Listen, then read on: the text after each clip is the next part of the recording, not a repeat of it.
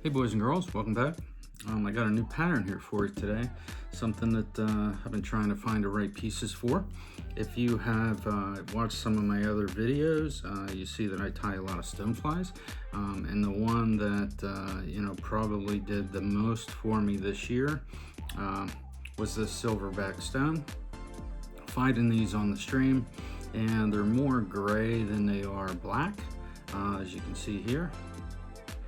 And kind of looking for something for the winter months that is going to be stonefly related, but smaller, maybe a little bit, little brother to this guy.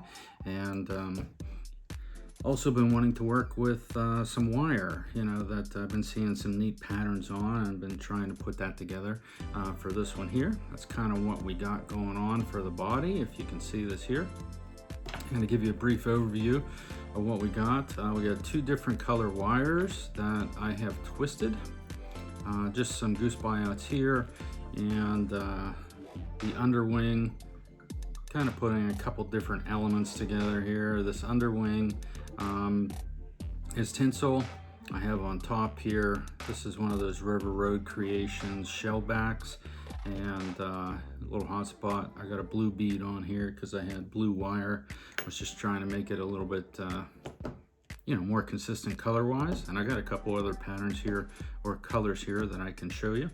But let's get right into it here. As far as the ingredients go, I got an Orvis here. This is their jig hook, P2A, size 12. On the front, I got a 4mm bead. This is fire hole. It's what they call royal blue. Like I said, I got those River Road Creations. This is a size 12 wing pad. For the wires, I have this one here from UTC. These are both medium wires, and we'll get into that here. That's the blue one. I got some silver here also. For the underwing, just some Vivas. This is a hole of tinsel. And a blue, some Semperfli micro frits, goose bites, and our wire. Like I said, last video I was doing, just trying to put different techniques together, and this is something that I don't see too much of, but the look that it creates is just spectacular, and makes these flies practically indestructible. So let's get right into it here.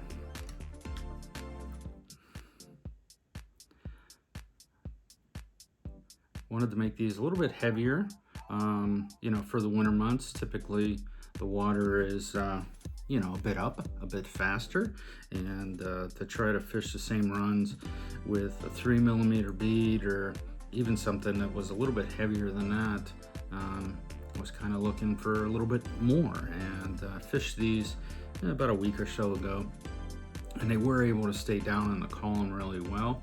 And the blue one that I used, looked okay in the water, but I'm kind of liking, some of these other ones that, I'll show you here at the end. But let's go ahead and get started. As far as the thread we're using, this is Semperfli red. I'm just going to use this red the whole way through. I have switched it just to put it in the hot spot, but you're not really using an awful lot of this thread, so might as well just use it there. I tie this thread on back to the bend in the hook. We're going to tie our goose bites in first. I like these a little bit longer, just because that stonefly that I've been seeing in the spring, didn't really see too much of them over the summer months either. They're pretty big, and the tails are extremely prominent, so kind of wanted to create the same thing, just in a little bit smaller pattern here. Like I said, little brother to the silverback. we're going to tie our buyouts in first.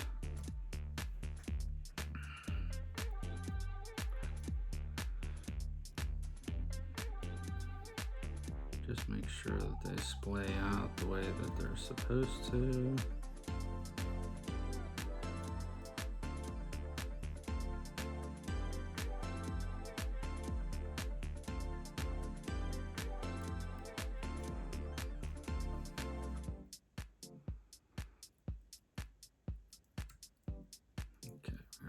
Back up there, make sure that bead is in there.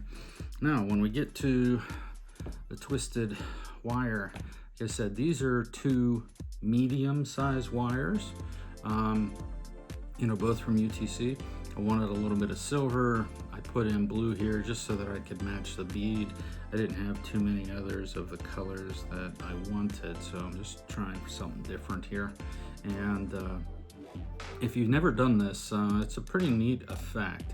The medium wire, you know, creates a great barring, you know, in the color pattern. And when we go to something a little bit smaller, this is Semperfli, their 0.2 millimeter wire.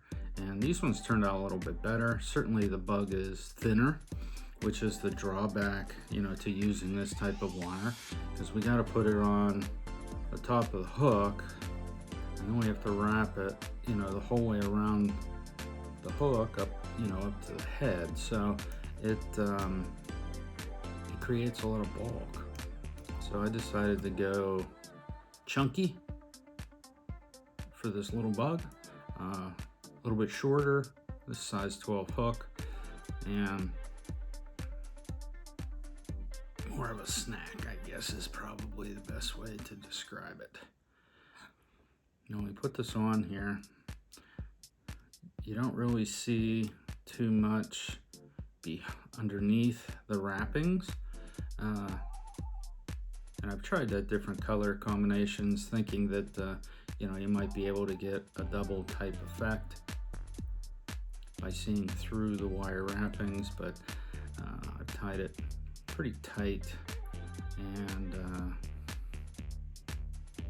just trying to build this up here so that we can have a little bit of a taper once we get up top here. It's important that you make this as consistent a body as possible, because the wire will show, you know, any imperfections that you have on your body there, little bumps and stuff. Okay, I'll wrap that on there, tie that off, hang this. Now when we wrap this wire, okay, if you've ever used wire before, a lot of times on that first wrap you can get kind of a bump, and it is important that when you first start this, that you really try to tighten that down on that first wrap. I've been trying to leave a little bit of this thread behind the first wrap so that you know, you kind of have like a little noticeable tail. And when we put these on here, excuse my hands, I'm putting on my heavy duty glasses so that I can get these wraps, you know, right up against each other. That's the hardest thing, especially those first couple.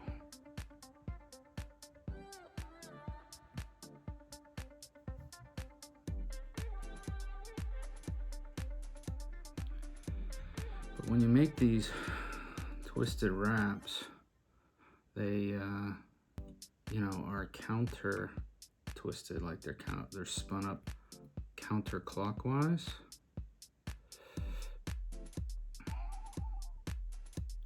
Hopefully you can kind of see how those are going on there. Just trying to keep some backward tension on it so that it'll stay right up against the last wrap. but I was saying about how these are spun on counterclockwise. So then you're going to wrap the wire onto the hook clockwise, and that seemed to work a little bit better.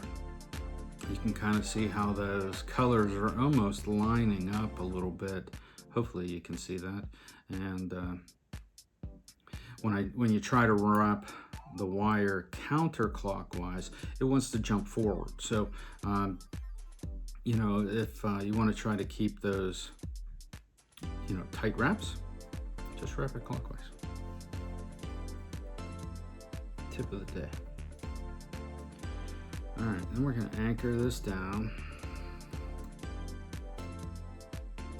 front and back, and I cut off just enough that I can stick it in the back of the bead there.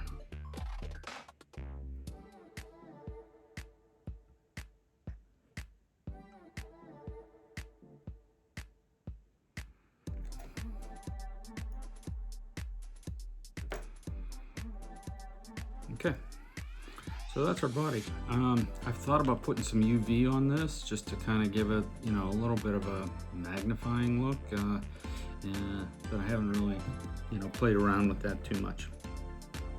Okay, next step, get your hollow tinsel.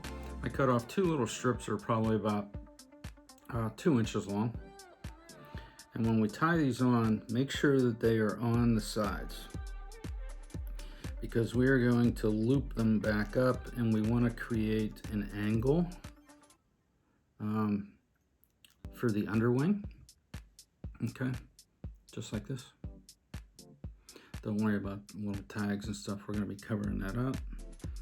And we're going to put this hollow tinsel on each side of the hook.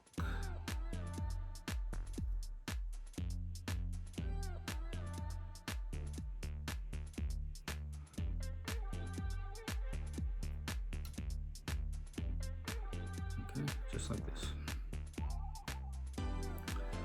Now, next up, cut a piece of this micro fritz off. I'm going to tie this in on the top.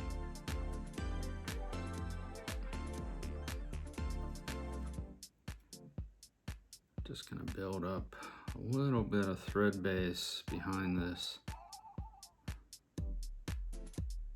bead a little bit. So when I get that hot spot, build up a touch. Okay.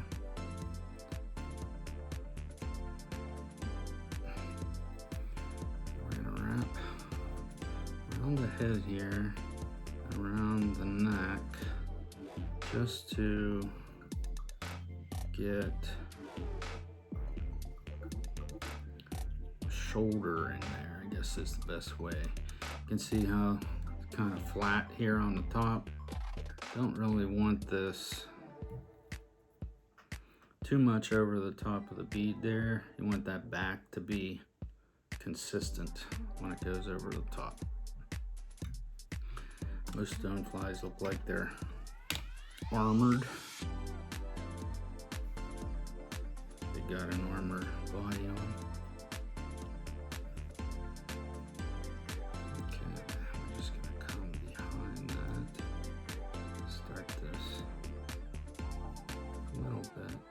Seat that string in there, give that bead that little bit of separation there between the collar.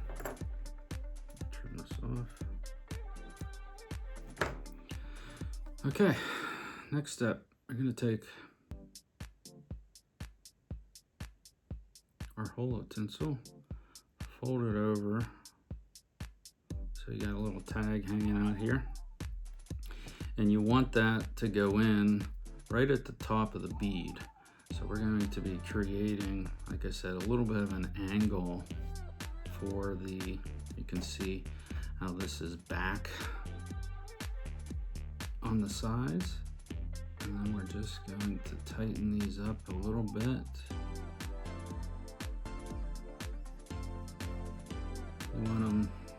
probably like that is good. We're going to be putting this wing pad on top of this. So we want these to kind of to be long enough that they're going to splay out underneath of the wing pad. So once you get that on there, wrap it down a couple times. And we're going to trim that off. Okay, I'm going to do the same thing with the second one.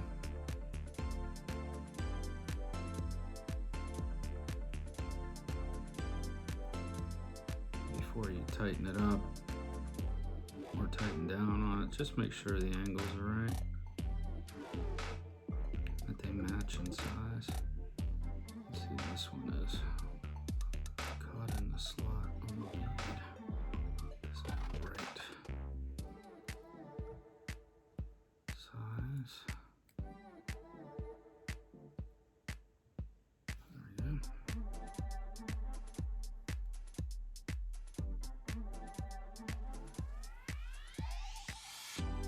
Okay, that's how they look.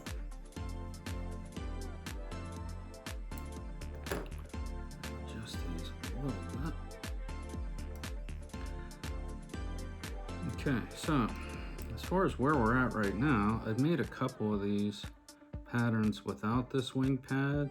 It almost kind of looks like an emerger type pattern for a mayfly.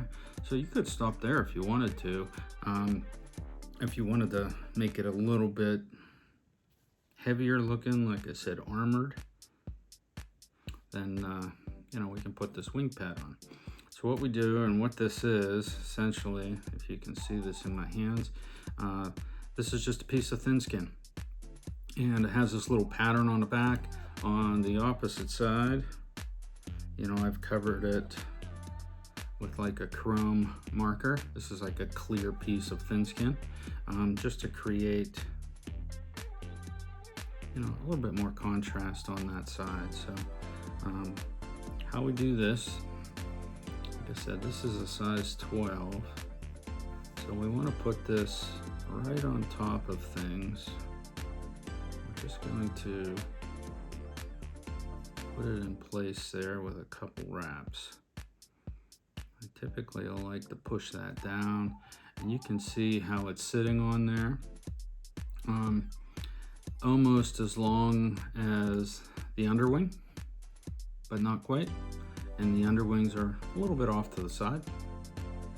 So I'm gonna tie that on there and then fold this back. Now when we wrap over this, we want to fold it back maybe a little short. I don't know if you can see that, so that we can kind of pinch that thin skin down a little bit on that where we fold it back. And we're just gonna build up our hot spot a touch.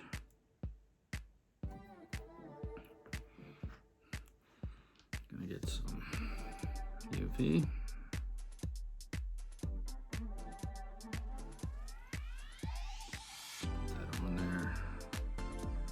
Spread it around. Just try to be real precise with where that's going.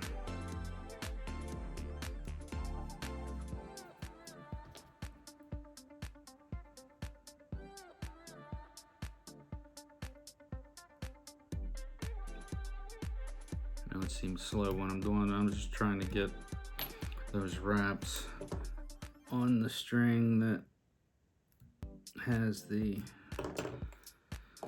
UV on it. I'll cook this up for a second or two.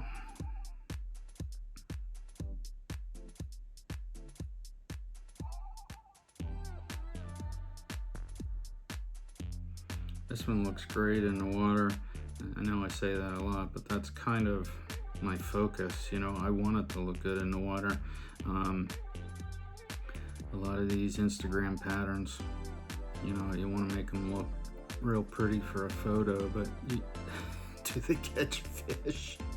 I get caught up in that a lot of times. Keep adding, you know, different elements. Even this bug here, you know, focus is the wire body, but I decided to throw some extra flash in there and then throw something else on top of it. You can kind of get stuck in that groove, and you end up spending so much time on trying to make your fly pretty, you realize that you know, you've overdressed it, and the bug is gonna, or the fish is gonna be like, so there we go. Barbed Wire Stone, new pattern, little brother to Silverback. As far as different colors and stuff like that, I'll show you a little bit of the progression on how I built this. Started with that pattern that we had here before we put on the wing pad. Just using it like that. Different colors. I got a black one here that is silver and black as far as the wire goes. You can see that underneath there. I put on just some brown tinsel on this one, just trying to create some type of a wing back or things like that that most stoneflies, you know, bump up against.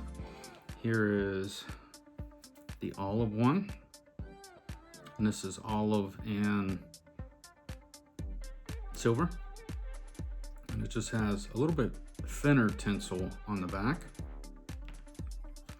This one here, because I didn't quite like the look of just the tinsel, I tried, you know, just to use some like black pearl crystal flash, and that presents a different type of a look. But you know, the best one I think color wise is this green and orange one, this olive one with the shell back.